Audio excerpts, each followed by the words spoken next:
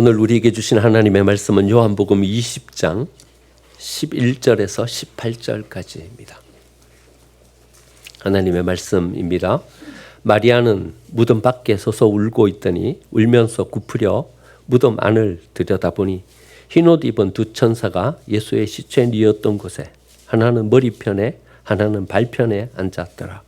천사들이 이르되 여자여 어찌하여 우느냐 이르되 사람들이 내 주님을 옮겨다가 어디 두었는지 내가 알지 못함이니이다.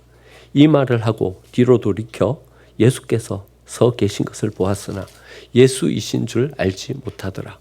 예수께서 이르시되 여자여 어찌하여 울며 누구를 찾느냐 하시니 마리아는 그가 동산지기인 줄 알고 이르되 주여 당신이 옮겼거든 어디 두었는지 내게 이르소서.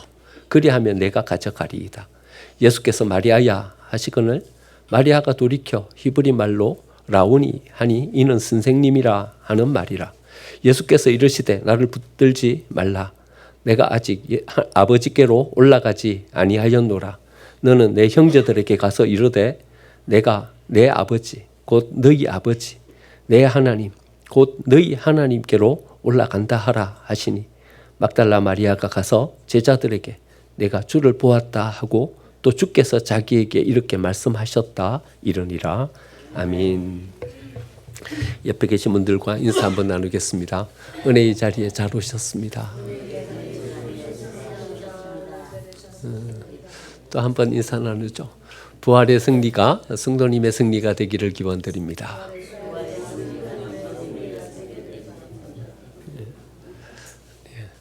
부활하신 예수님께서 여러분들 찾아가셔서 힘겹고 어려운 우리의 삶, 이 가운데 복 주시고 은혜 주셔서 이 모든 어려운 삶 극복하고 승리하시는 여러분들 되시기를 간절히 축원드립니다. 네. 여러분 여행을 좋아하십니까? 다 여행을 좋아하시죠? 여러분 여행 중에서 가장 인상에 남고 기억에 남는 여행은 어떤 여행이십니까? 거기 가가지고 평소에 못 보던 기가 막힌 뭔가를 보고 돌아왔어요. 야, 이런 풍경은 처음이에요. 이런 여행이 기억에 남죠. 좋은 경험을 했어요. 이런 여행이 기억에 남습니다. 보는 것이 참 우리에게 기쁨이 됩니다. 그렇죠? 보는 즐거움이 큽니다. 그래서 새로운 것을 보고 또 가족들을 만나고 사랑스러운 사람들과 함께 지내고 우리가 본다는 것이 얼마나 큰 축복인지 모릅니다. 그런데요, 나이가 들어가면 이게 점차 시력이 약해져요. 그래가지고는 렌즈를 끼워야 돼요. 예. 저 다초점 렌즈를 했어요. 다초점 렌즈를 하니까 얼마나 잘 보이는지 먼 데 것도 잘 보이고 가까운 데 것도 잘 보이고 맨 처음에는요 이렇게 가까이 갖다 대야 잘 보였거든요. 근데 가까이 갖다 대면 될수록 더 안 보여요. 그래가지고 애를 먹은 적이 있어요. 맨 처음에는 노안이 왔는데 그걸 모르고 자꾸 가까이 대다가 애를 먹은 적이 있어요. 렌즈를 끼고 나니까 가까운 것은 가까운 대로 잘 보이고 먼 것은 먼 대로 잘 보이고 그래서 참 좋아요. 어느 때에는 우리에게 렌즈가 필요할 때가 있어요. 우리 수요일 날 책을 한 권 읽고 있는데요. 바벨론에서 그리스도인으로 살아가기라는 책을 읽고 있어요. 레리 목사님이라는 분이 쓴 책이에요. 그런데 그 책에서 우리에게 또 다른 두 가지 렌즈가 필요하다 이래 말해요. 그러니까 바깥에 사물을 보는 이 렌즈가 필요하듯이 또 우리의 내면의 세계를 바라보는 또 다른 렌즈가 필요하다 그래요. 하나는 십자가의 렌즈이고요. 하나는 부활의 렌즈예요. 그러니까 십자가라는 렌즈로 이 세상을 바라보면 평소에 못 보던 것이 보인다는 거예요. 부활이라는 렌즈를 끼고 세상을 바라보면요. 평소에 못 보던 또 다른 뭔가가 보인다는 거예요. 오늘 예배에 나오신 여러분들이 십자가의 렌즈를 끼고 여러분 평소에 발견하지 못하셨던 하나님의 사랑을 발견하고 부활의 렌즈를 끼고 평소에 바라보지 못했던 하나님의 권능과 능력을 발견하는 축복이 오늘 여러분들에게 임하기를 간절히 축원드립니다. 십자가의 렌즈를 끼고 보면 예수님의 사랑이 보여요. 평소에는 안 보여요. 그런데 십자가라는 렌즈를 끼고 보면 하나님이 우리를 이렇게 사랑하셨구나. 그 하나님의 사랑이 우리에게 이렇게 느껴지는 거죠. 사람들은요 십자가에 매달린 예수님을 바라보면서 비아냥거리면서 조롱했어요. 야, 십자가 위에서 뛰어내려 봐봐라. 온갖 능력을 다 행하면서 죽은 사람도 살려내는 너가 야 십자가 위에서 그렇게 무능하게 매달려 있냐? 거기서 뛰어내려 봐봐라. 이렇게 이야기하는 거예요. 여러분 우리 같으면 어떻게 했겠어요? 여러분들 같으면 어떻게 하셨을 것 같아요? 당장 뛰어내려갔을 것 같아요. 벌쩍 뛰어내려가서 그냥 그 가지신 능력으로 자기를 십자가에 못 박고 자기를 조롱하던 그 사람에게 혼찌금을 내줬을 것 같아요. 그런데 예수님은요 내려가지 않았어요. 예수님은요 뛰어내려와 봐라 조롱하고 있는 그 사람들의 조롱을 고스란히 받으면서 참고 견디시는 거예요. 그러니까요 더 큰 능력은 어떤 능력인가 하면요 참고 견디는 게 더 큰 능력이에요.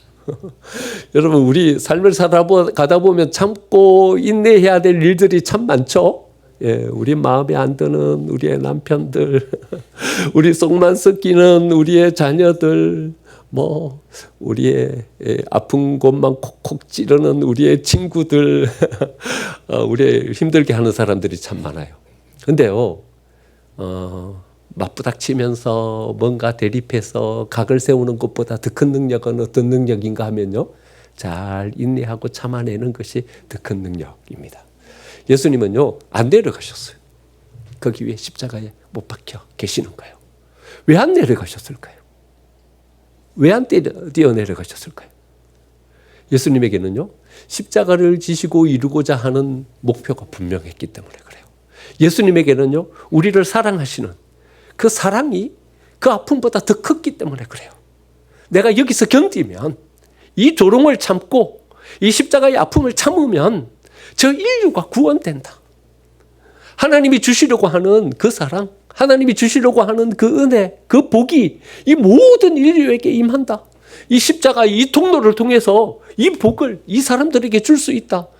우리를 얼마나 사랑하셨는지 그 사랑 때문에 그 십자가의 모든 것을 다 참고 견디실 수 있었던 거죠. 그러니까요 십자가의 렌즈로 우리가 이렇게 바라보면 뭐가 보이냐 하면요 하나님이 우리를 얼마나 사랑하셨는지, 그 주님이 우리를 얼마나 사랑하셨는지 그 사랑을 우리가 발견하게 되는 거죠. 우리가 그리스도인으로서 삶을 살아간다는 것은요 이 사랑으로 삶을 살아간다는 거예요. 십자가의 정신으로 우리가 이 세상의 삶을 살아간다는 것은요 이 사랑의 마음을 품고 이 세상을 살아가는 거예요. 예수님의 그 사랑으로 우리도 사랑하는 거예요. 그게 바로 십자가의 정신으로 이 세상을 살아가는 거죠. 1970년도요. 에릭 시글이라는 사람이 쓴 러브 스토리라는 책이 있어요. 영화로도 만들어졌어요. 러브 스토리 여러분 나이쯤 되신 분들은 다 한 번씩 이 영화를 다 보셨을 거예요. 아니면 한 서너 번씩 보신 분들도 많을 거예요. 1970년도 10년 동안 미국의 사회를 온통 휩쓸었어요. 모든 사람들이 이 영화에 몰입되어 가지고 이 영화에 감동하면서 그래 지냈어요. 여러분 아주 간단해요.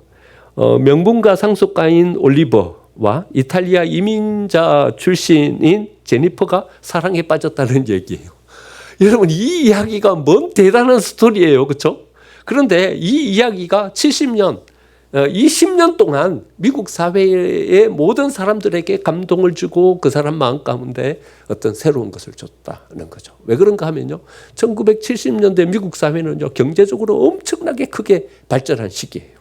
그러니까 미국 사회는 어떤 사회였냐 하면요. 부가, 경쟁에서 이기는 명예가 그들의 모든 삶을 지배하고 있었던 그런 사회였다는 거예요. 엄청난 부를 얻었어요. 삶은 편리해졌어요. 이제는 더 이상 바랄 것이 없다 싶을 정도로 그들의 삶은 편안해졌어요. 그런데 뭔가 공허한 거예요. 뭔가를 잃어버린 것 같아요. 근데 뭘 잃어버린지 모르겠어요. 이렇게 편하고 좋은데, 이렇게 편리한 사회가 됐는데 뭐가 부족하지? 그들의 삶 가운데 잃어버리고 있었던 뭔가를 어디서 찾았냐 하면요, 이 러브 스토리에서 찾은 거예요. 우리가 잃어버린 게 이거구나. 사랑. 그것을 잃어버렸구나. 부를 위해서 살아가던 우리의 삶이 뭔가를 움켜쥐고 뭔가 경쟁에서 이기고 능력 위주의 그런 삶이라는 것이 놓치고 있었던 우리의 삶의 가장 중요한 사랑이라는 이것을 놓치고 있었던 거죠.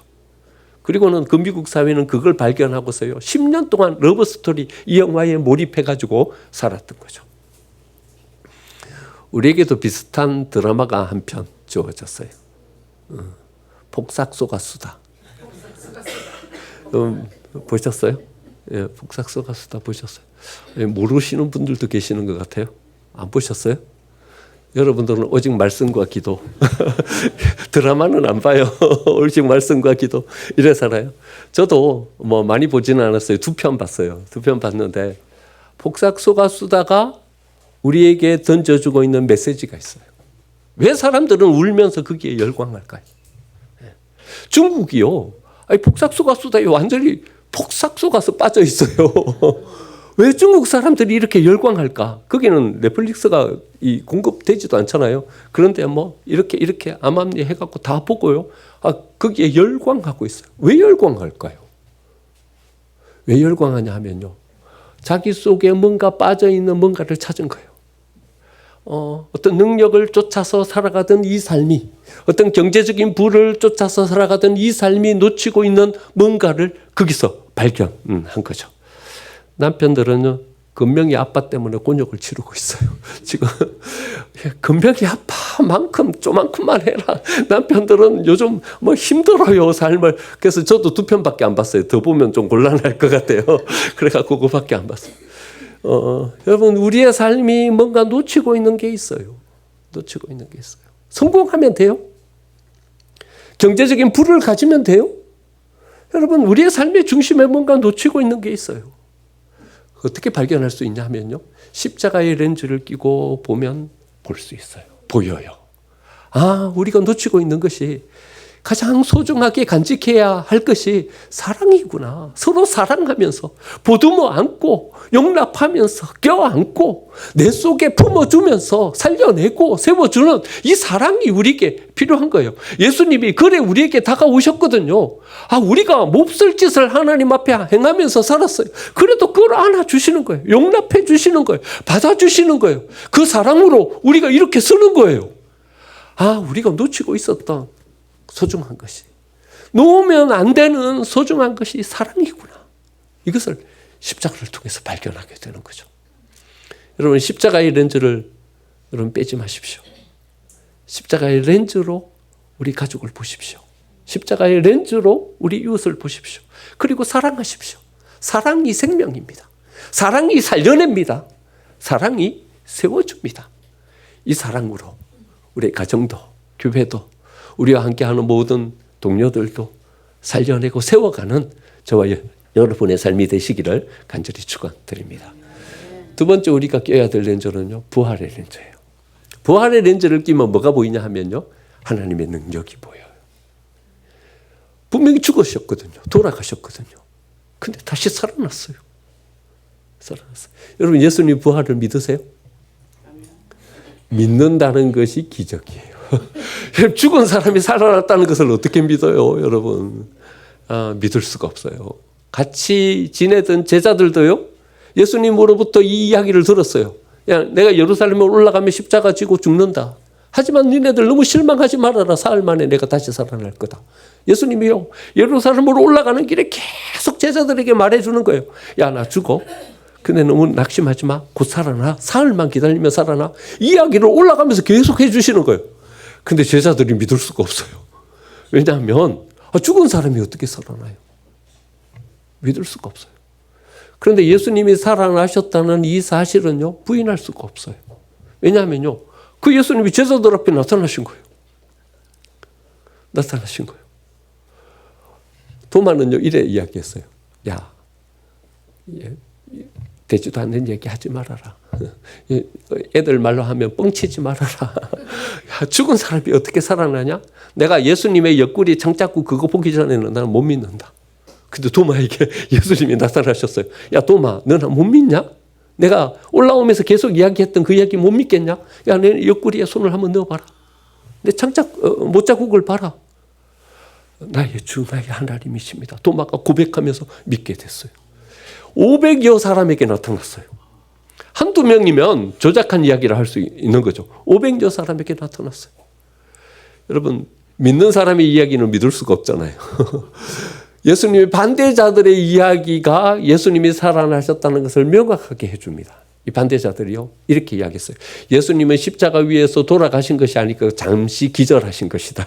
이런 이야기를 한 거예요. 왜냐하면 살아나셔서 그들 앞에 나타나니까. 예수님이 뻔히 살아서 거기 계시니까. 예수님은 살아나신 것이 아니라, 죽으신 것이 아니라 십자가 위에서 기절하신 것이다. 여러분, 기절하신 걸까요? 못 박아서 피를 다 흘리셨어요. 피를 다 쏟으셨어요. 군병이 창으로 아래서 옆구리를 찔렀어요. 아래서 옆구리를 찔르면 그 창이 어디로 들어가겠어요? 위로 찔려가지고 폐를 찔른 거예요. 그래서 물과 피가 다 쏟아진 거예요. 그러니까 폐에 고여있던 물과 피가 다 쏟아졌어요. 폐가 찔렸는데 어떻게 살아요? 돌아가셨어요. 돌아가셨어요. 근데요, 다시 살아나셨어요. 다시 살아나셨어요. 사람들 앞에 나타나셨어요. 500여 사람들에게 나타나셨어요. 예수를 반대하는, 메시아로 인정하지 않는 사람들에게도 나타나셨어요. 예수님이 다시 살아나셨다는 것은 부인할 수 없는 이야기예요. 어떻게 다시 살아나셨는지는 잘 모르겠어요. 그게 가능한지도 잘 모르겠어요. 그런데 살아나셨어요. 성령 하나님께서 우리에게 은혜를 주셔가지고 우리가 믿음으로 이것을 받아들일 수 있다면 그렇게 믿으세요. 그게 복된 거예요. 그렇게 믿을 수 없거든 도마처럼 이성적으로라도 믿으세요. 내가 그 옆구리에 손을 넣어보기 전에는 난 못 믿겠다. 도마는 상당히 이성적인 사람인 거죠. 그래라도 믿으세요. 부활의 렌즈를 통해서 우리가 예수님을 보고 하나님을 보면 어떤 하나님을 발견하게 되냐 하면요, 능력의 하나님을 발견하게 돼요. 캄캄한 어둠 속에 갇혔어요. 하지만 그 어둠을 깨고 그 무덤을 깨고 나올 수 있는 부활의 능력이 하나님에게 있는 거예요. 여러분, 예수님의 부활이 우리에게 왜 중요해요? 예수님의 부활이, 예수님 그래 살아나셨어.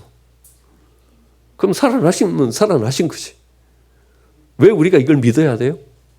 그 예수님의 부활은요, 곧 우리의 부활이기 때문에요.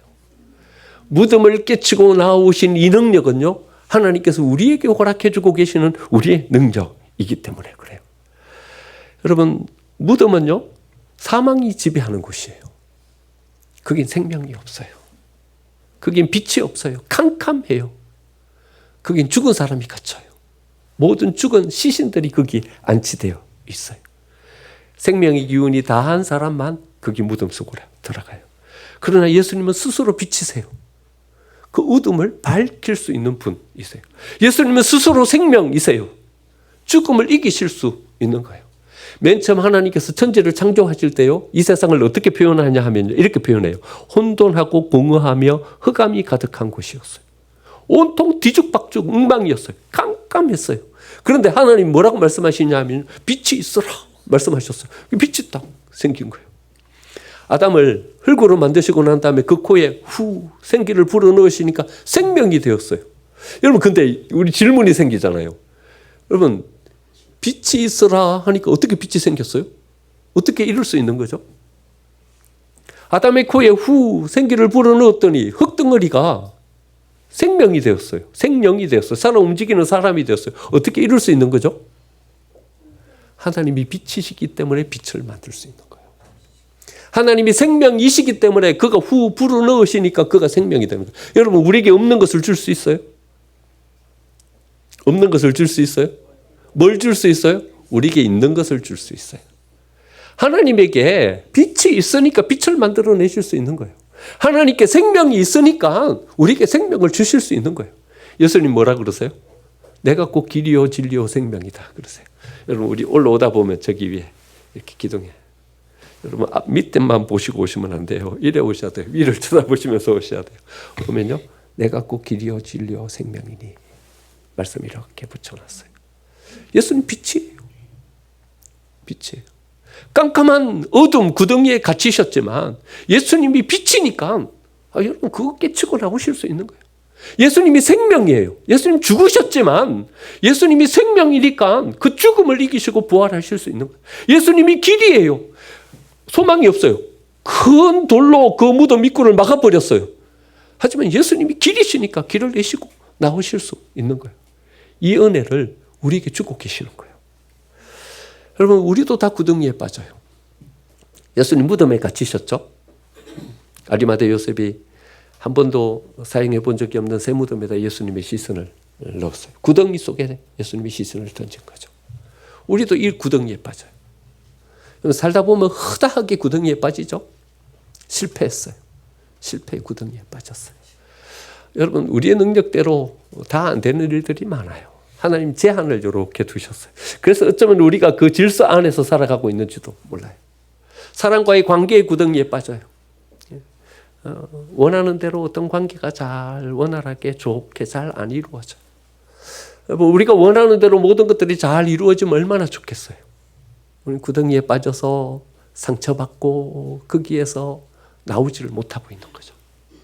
그럼 구덩이에 빠졌냐 안 빠졌냐 이건 별로 중요하지 않아요. 거기에서 나왔냐 못 나왔냐 그게 중요해요. 그럼 혹시 구덩이에 빠져 계시진 않으세요? 예수님 무덤에 갇히신 것처럼 우리도 거기에 갇혀 있지 않아요? 깜깜한 어둠과 같은 삶을 여러분 살아가고 계시지 않아요? 소망 없는 생명 없는 그 암흑에 여러분 붙잡혀 계시지 않으세요? 여러분 거기서 나와야 돼요. 거기서 나와야 돼요. 예수님 왜 부활하셨냐 하면요, 우리를 거기에서 끄집어내어 주시려고 부활의 능력으로 쓰셨어요. 우리가 왜 부활의 렌즈로 하나님을 바라봐야 하냐면요, 우리가 이 구덩이에서 나가야 하기 때문에요. 우리가 갇혀있는 이 어둠 속에서 나가야 하기 때문에 우리는 부활의 렌즈로 그 하나님을 바라봐야 되는 거예요. 구덩이에 빠진 사람이 있었어요. 요셉. 그 구덩이에 빠졌어요. 누가 구덩이에 던졌어요? 그의 형들이 그를 구덩이에 던져버렸어요. 여러분, 우리를 누가 구덩이에 빠뜨려요? 가장 가까이에 있는 사람들이 우리를 구덩이에 빠뜨려요. 여러분, 우리의 부모가 우리를 구덩이에 빠뜨려요.